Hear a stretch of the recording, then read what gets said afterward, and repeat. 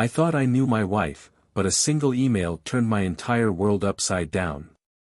What followed wasn't just betrayal, it was a chain of events so shocking, you won't believe how it all ends. Be prepared.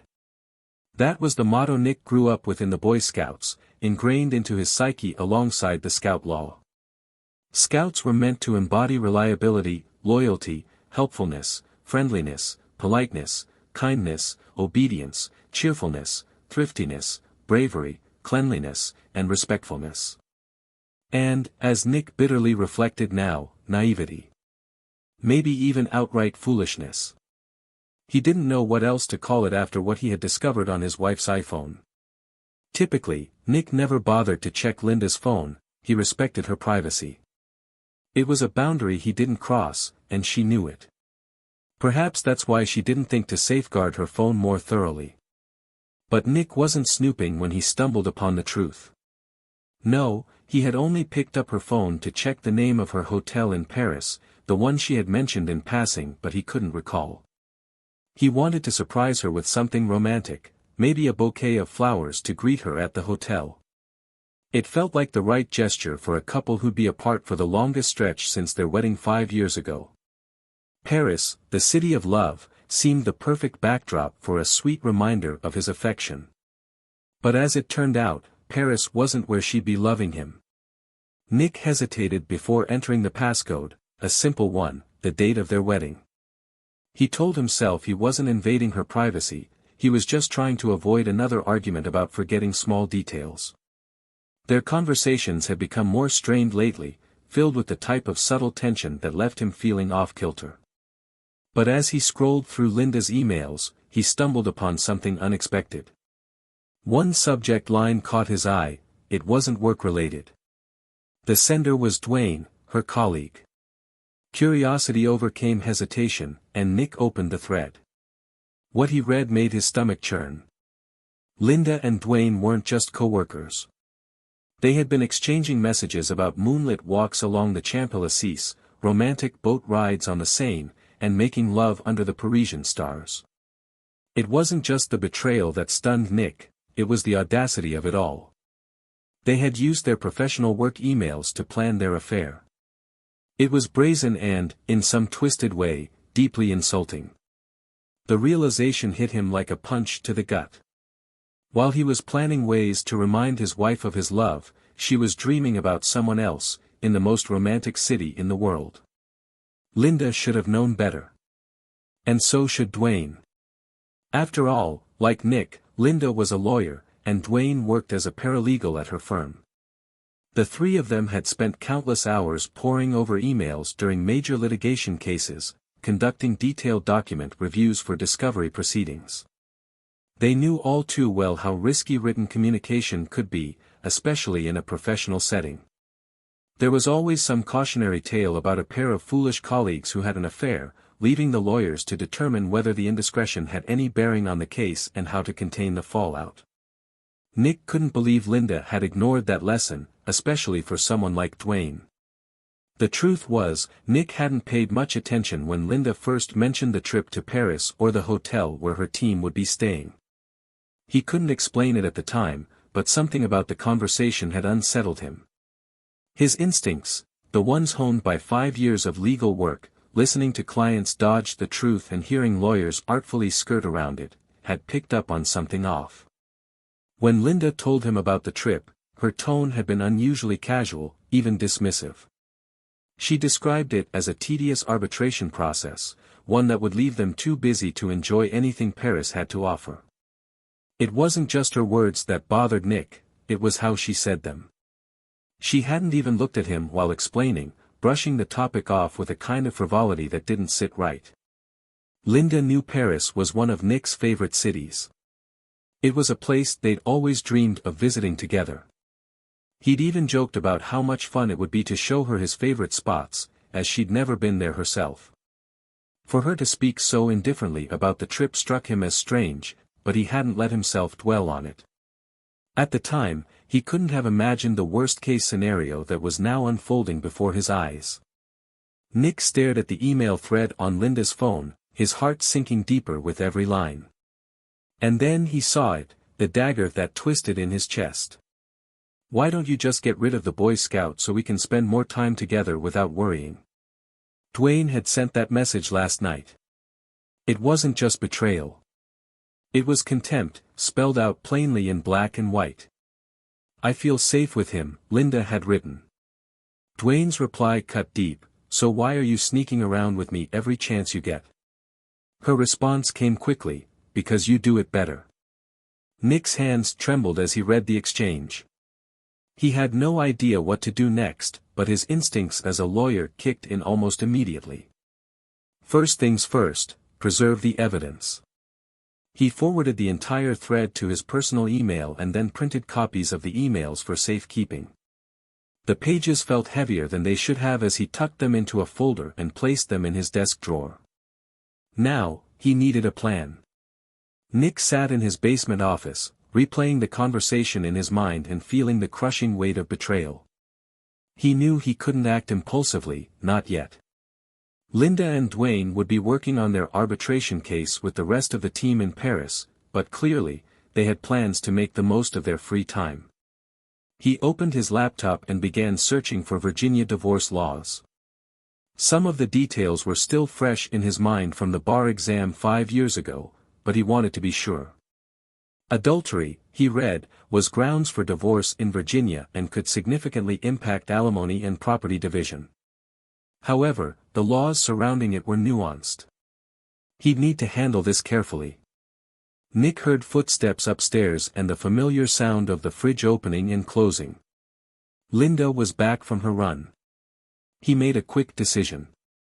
Rising from his desk, he ruffled his hair and loosened his tie, crafting the image of someone worn out and preoccupied.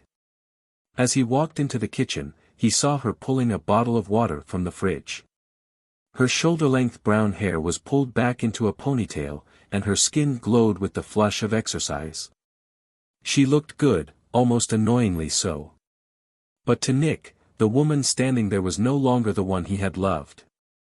Love was dead, replaced by an icy detachment. You know, he said, his voice carrying an edge, I'm going to Paris. Linda froze. The color drained from her face, her blue eyes widening before quickly narrowing as she fought to regain composure. What? She stammered. Paris, Virginia. Her attempt to sound casual was weak at best, but Nick just smiled grimly, letting the silence stretch uncomfortably. He watched her falter, then turn abruptly to head upstairs. From the landing, she called down, What do you want for dinner? Nick didn't answer. He wasn't sure if he could eat tonight, or if he could ever look at her the same way again. I can't stay for dinner, Nick said, his tone clipped as he moved briskly around the kitchen, grabbing his suitcase and keys. I'll pick something up on the way. Sven's losing his mind and insists I hit the road right now. Linda followed him to the door, her expression clouded with worry. Are you sure? You've barely eaten anything all day, she said, her lips tightening as though she wanted to protest further. Nick didn't stop moving. He reached for the handle of his suitcase and gave her a fleeting glance. Sorry, he said, barely meeting her gaze. I think I might have picked up a cold this morning. My throat's sore, maybe it's allergies, but I don't want to risk passing anything to you.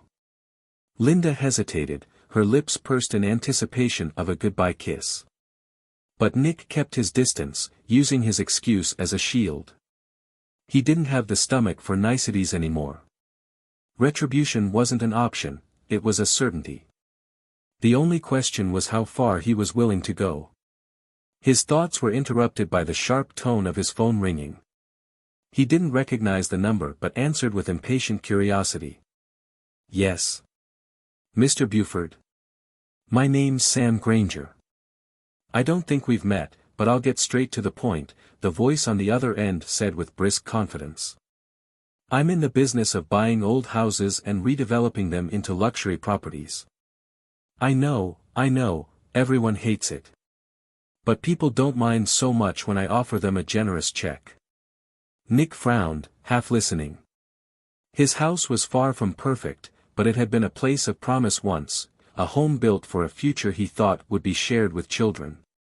That promise felt distant now, but the location had always been practical.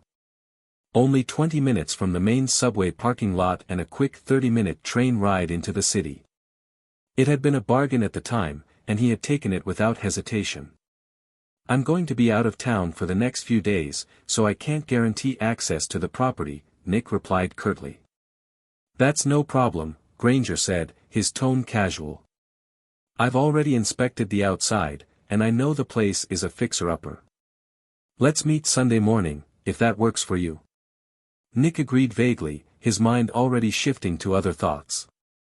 He couldn't decide yet what his next move would be, but the pieces were beginning to fall into place.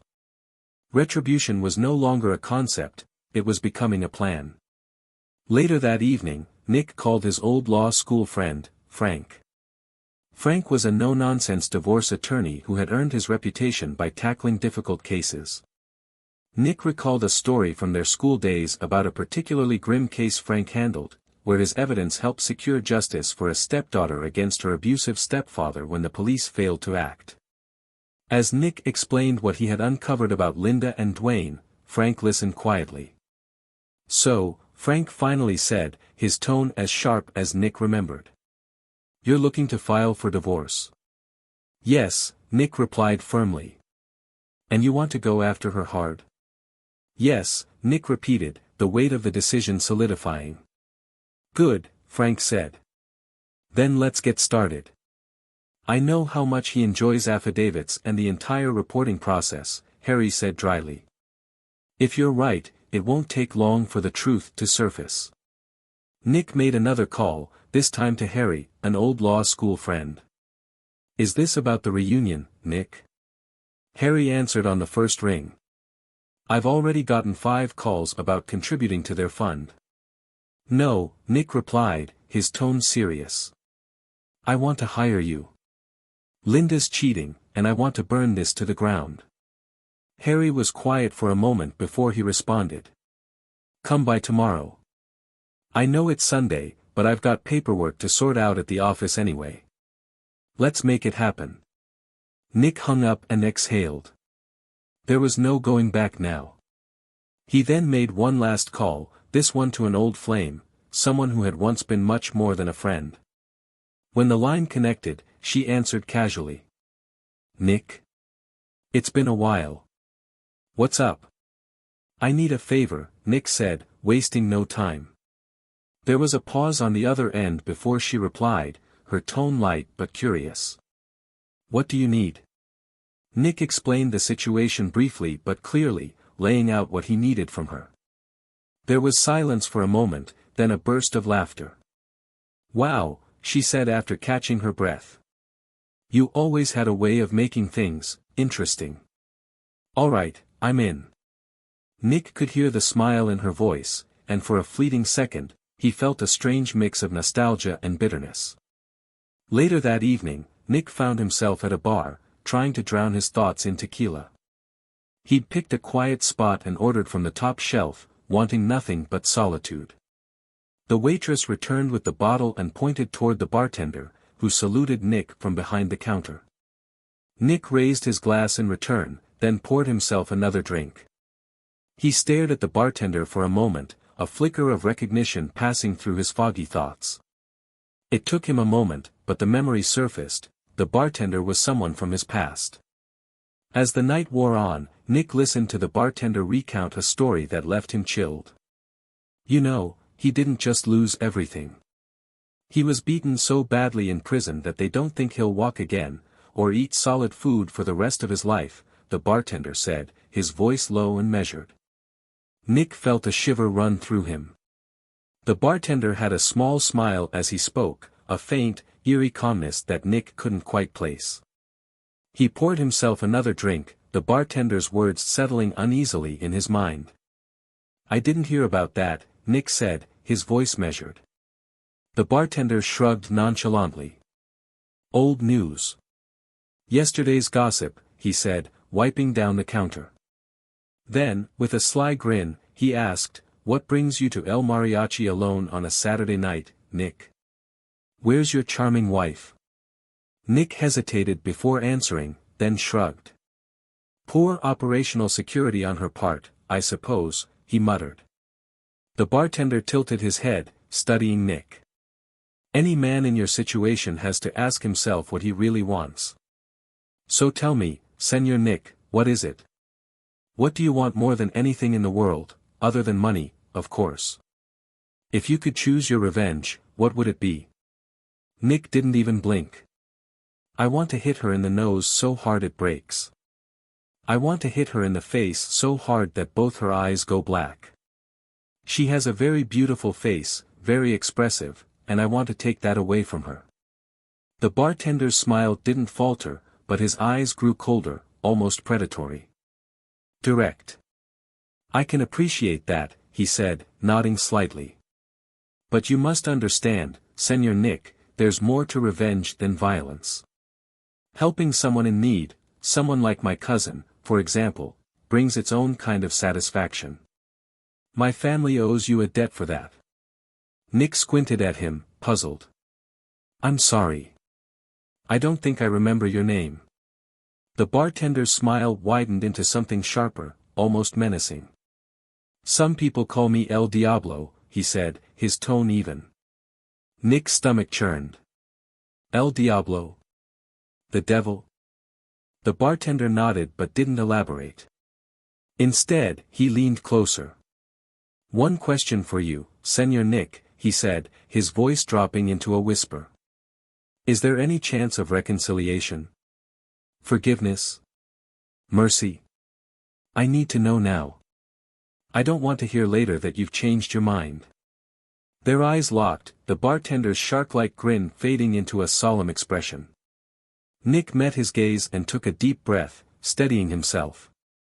No, Nick said firmly. There's no chance of forgiveness.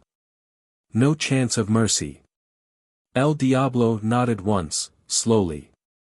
Good, he said simply, his expression unreadable. Nick exhaled, his decision clear. His values had always been simple, trust and loyalty were the pillars he built his life on. Linda's betrayal had shattered those pillars, flipping a switch in his mind. Where there had once been love, there was now only cold resolve. I got really clear shots of their faces, the investigator said matter-of-factly. And, well, the rest of their bodies too. There's no doubt, they were having love. Nick felt his stomach twist. So, it's not just an emotional thing. No, it seemed entirely physical. They barely spoke to each other, the investigator continued. I don't know if that changes your plans, but, they both had impressive stamina. Nick sighed, his chest heavy with a mix of anger and despair. Thanks. That makes me feel, even worse. Sorry, the investigator replied, his tone softening. For what it's worth, I recognized Linda. I met her at that party you threw last year, so I can confirm it's her. We also ran the guy's license plates. His name's Dwayne Martin. Looks like he's a paralegal specializing in criminal law. Not very good at it, from what I've heard. Oh, and if you're ever in trouble, I'm afraid I can't recommend him as your defense. Nick managed a bitter chuckle. Noted, he said, standing to leave. Thank you for everything. The investigator nodded, and Nick walked out, steeling himself for what came next. His next stop was a meeting with Sam Granger. The conversation turned out to be surprisingly productive. Sam explained that the house could sell for over $100,000 more than what Nick still owed on the mortgage, all without needing to pay a real estate agent's commission. It was a deal too good to pass up. Linda would have been thrilled, if only she knew. Nick promised to return with the necessary paperwork as soon as possible to finalize the deal. By 7 a.m. the following day, Nick returned home. Walking through the front door, he called out loudly, "Darling, I'm home." He heard a sudden thud upstairs, followed by hurried footsteps. Moments later, Linda appeared at the top of the stairs, wearing a disheveled robe and sporting a wide-eyed, panicked expression. "Honey. What a surprise," she said, her voice trembling as she forced a cheerful tone. "I thought you weren't coming home until Friday." You didn't answer my calls. Sorry, Nick replied, maintaining a breezy demeanor. You know how it is, plans change. Linda's smile faltered, but she quickly composed herself. Nick pretended not to notice the two half-empty wine glasses sitting on the coffee table. I got a tip about refinancing the mortgage while I was out, Nick continued, his tone deliberately casual. Really great rate. Thought we could use the weekend to review some documents together. Since we're both going to be traveling soon, might as well get ahead of it, right? Linda nodded stiffly, her forced smile tightening as she struggled to keep up appearances. Nick returned her gaze with a calmness that belied the storm brewing beneath the surface. I thought this was the only time we'd be able to do this, Nick said, adopting a sheepish expression. Sorry for the urgency. Linda's eyes narrowed suspiciously. And who is this? She asked, pointing at the woman standing next to Nick. The vein in her temple was throbbing, and her voice carried an edge of barely controlled panic. I'm Maggie, the woman said politely, offering a small smile. Nick stepped in quickly to explain. Maggie is a notary, he said calmly, as though it were the most natural thing in the world. Linda's shoulders eased slightly, and the tension in her face softened. She visibly relaxed, though Nick could tell she was still on edge. After all, she had a lover hidden upstairs. The situation hadn't yet spiraled out of control, but Linda's eyes darted nervously toward the staircase, clearly calculating her next move. Maggie worked efficiently, marking the documents as she certified them, while Nick organized everything into neat folders. Linda continued to glance toward the stairs, her unease evident, but she didn't interrupt. When Maggie finished, she packed up her things and gave Nick a quick smile when Linda wasn't looking. Nick returned the gesture, grateful for her professionalism. As soon as the door closed behind Maggie, Nick turned to Linda. I have a conference call I need to hop on, he said casually. I'll be in the basement office for a while. Linda's posture visibly relaxed at the news. The reprieve gave her the time she needed to clean up whatever situation she had upstairs. She nodded, murmuring something about making coffee, and hurried off as Nick descended to his office. Once downstairs, Nick reviewed the signed documents. They were comprehensive and airtight. Linda had agreed to several terms. She would receive the proceeds from the sale of their home and its contents, but nothing more. Each would retain their respective retirement accounts with no alimony obligations. Linda would leave the marriage with $125,000 of her retirement savings and the burden of her $200,000 law school student debt. Nick smiled grimly at the thought. For someone who always insisted she was the more accomplished partner, Linda was walking away with significantly less than she likely expected. The final step was securing Maggie's certification. Nick needed her to confirm, if necessary, that Linda had signed every document willingly and that she'd had ample opportunity to review them. He had no doubt Maggie would testify to that effect, should it come to it. Linda might have calculated her moves upstairs, but Nick had already positioned himself several steps ahead. I wouldn't want to prejudge or influence anyone's testimony, Frank said, his tone careful but firm. But as you pointed out, Linda's position here is precarious. This whole thing could collapse under its own weight. Nick nodded, sensing where Frank was going. Linda will have to decide she doesn't want to fight this, Frank continued. If she realizes what's really going on, things could get messy. If it gets to that point, I may have to step back and resign as your lawyer. Fair enough, Nick replied. One day, you'll hear the full story, but for now, I understand. Let's keep moving. Over the next 2 weeks, Nick kept Linda at a deliberate distance. He made sure to answer her calls days late and sent brief, vague text messages at odd hours, claiming to be buried in work. His aloofness was calculated, ensuring she had little opportunity to question him too closely. On Saturday, just a week before Linda was set to leave for Paris, Nick received another update from Frank. Thanks for the heads up, Nick replied casually. In truth, he didn't care about the details of Linda's plans anymore. He was already far ahead of her. When he finally abandoned the house, he planned to leave nothing behind, not even the sheets. By this point, Nick had already watched the video Frank had given him. It was the first time he saw Linda and Dwayne together on screen, and he understood, in a way, what had drawn her to the younger man. Dwayne, as Frank's investigation revealed, was a gym regular. He was a few years younger than Nick, often seen warming up in front of the mirror before lifting weights, flexing and preening.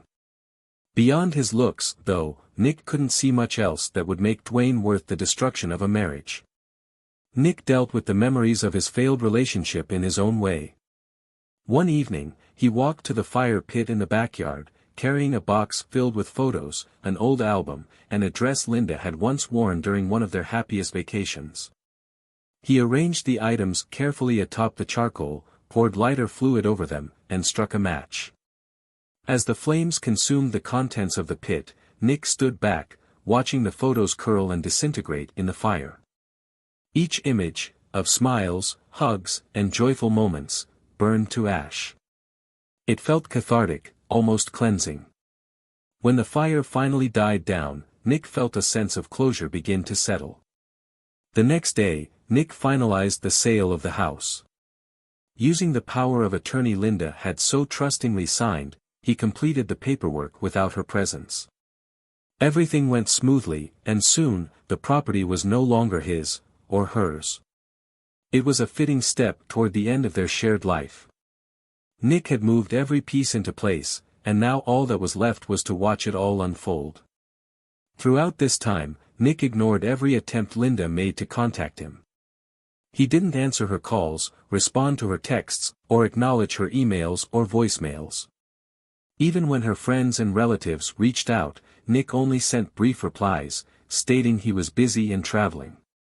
The goal was simple: keep anyone from getting curious enough to drive by the house and find him still there. El Diablo called Nick on his prepaid phone one evening with an update. "Linda and Dwayne seem to be under a lot of stress," he said cryptically. "They've been seen in places with lots of people. People who know you and might mention they saw you around." The call ended abruptly, but it didn't matter. Nick had already decided it was time for a change of scenery. He realized it had been far too long since he'd seen his old college friends in New York. Conveniently, his schedule was clear for the next few days, so he packed a bag and left that same day. In New York, Nick threw himself into the city's vibrant distractions. He attended exhibitions, visited museums, and reconnected with friends over lunches, coffees, and dinners. He made sure to pay for most outings with his credit card, leaving a visible trail of activity that would make his presence in New York indisputable if anyone looked. Between social engagements, Nick reflected on the poetic justice of his plan. He imagined Linda's face when she realized the full extent of what he'd done. Her betrayal had cut deep, but his own retaliation was calculated, precise. Nick smiled at the thought. The emotional wounds he'd inflicted were just the beginning. Two black eyes, he mused metaphorically, as if his actions had left their mark on her pride and plans. It was, in his mind, the perfect cherry on top. If Linda ever figured out the truth, it would be worth every ounce of effort, perhaps even his soul, if he believed in such things. One day, a mutual acquaintance called Nick to discuss Linda's situation. The voice on the other end of the line carried a mix of urgency and surprise. "She's your wife. What do you plan to do about this?" Nick's reply was cold and final. "Not anymore. We're divorced. The court order was issued last week." With that, Nick turned his focus inward. He stopped by an outdoor supply store in New York and splurged on new hiking and camping gear. Linda had never cared for hiking, which made it the perfect way for Nick to reconnect with himself. He arranged for the hotel to store his luggage for a while and headed into the Adirondack Mountains. Among the trees and trails, Nick found a sense of peace he hadn't felt in months. The solitude, the crisp air, and the physical challenge were exactly what he needed to reset his mind. With his passport tucked securely in his backpack, just in case, Nick allowed himself to simply be. For now, life was quiet. And that was exactly what he wanted. Nick had more than enough time to regroup and reset, even fitting in a trip to Canada during the 8 weeks that followed. Most of that time, he kept his phone off, savoring the quiet and the distance. But the drama was far from over. Back at her childhood home, Linda stayed with her parents, completely unaware of what awaited her. The external camera Nick had installed on the property before their separation was never removed, and its feed provided him with an unfiltered view of her reaction. The day Linda decided to visit the old house, the property she once shared with Nick, she was met not with familiarity but with shock. The house was gone, demolished. All that remained was a vacant lot, and the sight of it broke her. Linda fell to her knees in the dirt, sobbing uncontrollably, before curling into the fetal position. She kicked and screamed like a child having a tantrum in the middle of a mall. Late that afternoon, a work crew arrived with heavy machinery to begin clearing the lot. Linda, who had only just begun to compose herself, lost control again. Her cries and shouts echoed through the empty space, drawing the attention of the workers. But what sent her spiraling for a third time was their laughter. It wasn't just the vacant lot or the machines, it was the tattoos. They noticed the fresh ink on Linda's face, something humiliating and personal, and they couldn't contain their amusement. Their laughter only fueled her meltdown. Meanwhile, back at the office, the details of the divorce case were still being sorted. Linda's antics had become something of a sideshow. One piece of evidence included footage of Linda with Dwayne in what was unmistakably the marital bed. The image of her, bouncing energetically on someone who wasn't her husband, was burned into the minds of anyone reviewing the case file. The construction workers and their reaction were nothing compared to the humiliation Linda had already brought upon herself. Reports trickled back to Nick through friends and acquaintances. "She's screaming that you didn't even give her a chance to explain herself," one friend relayed. Nick's response was as cold as ever. "What's there to explain? She made her choices.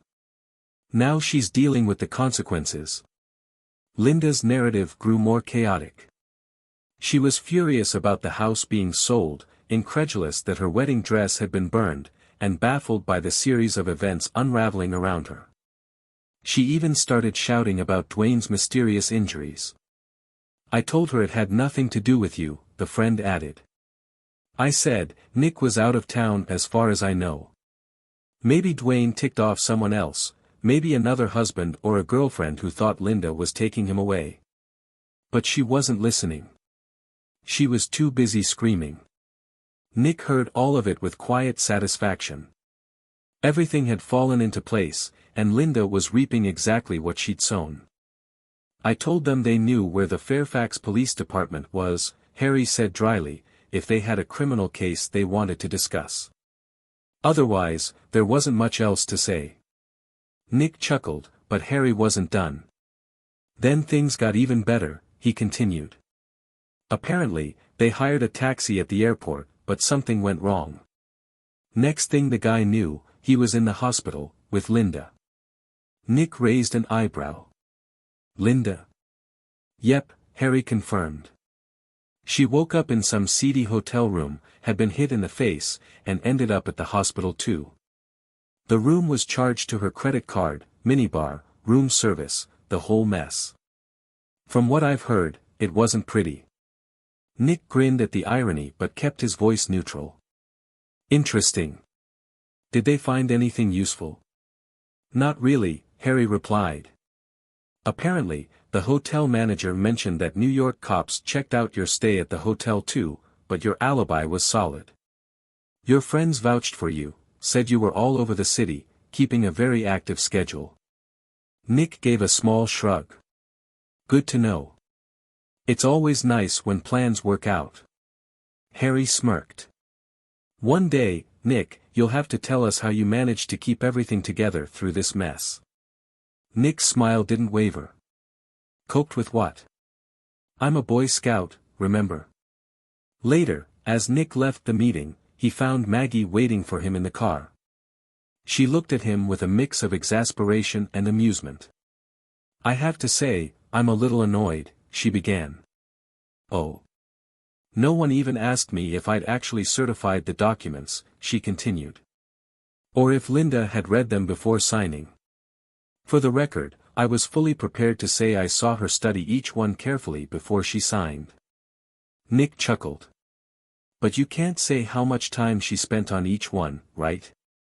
Maggie rolled her eyes. "No, I can't estimate that. Still, the way they gloss over the details, it's frustrating." Nick gave her an apologetic smile. "Let's discuss this over dinner," he said. "My treat. It's the least I can do."